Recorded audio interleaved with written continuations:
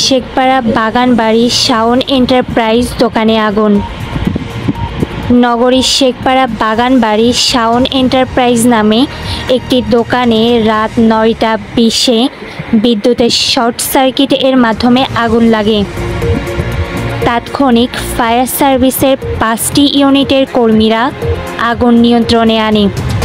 এলাকা সূত্রে জানা যায়, বৈদ্যুতিক শর্ট সার্কিট এর মাধ্যমে আগুন লাগে।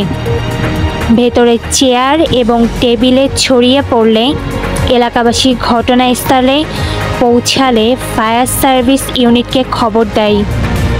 ফায়ার সার্ভিসের বিভাগীয় কর্মকর্তা ফারুক হোসেন বলেন, আমরা রাত ৯টা ২০-এ খবর পেয়ে ঘটনাস্থলে ৫টি ইউনিট নিয়ে ১ ঘন্টা ধরে আগুন নিয়ন্ত্রণে আনা হয়।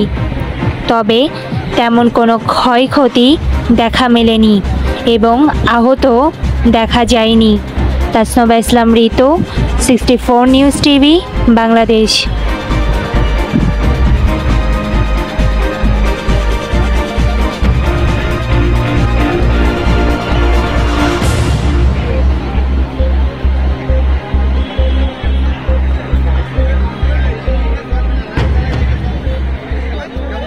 Video tutorial with voice included.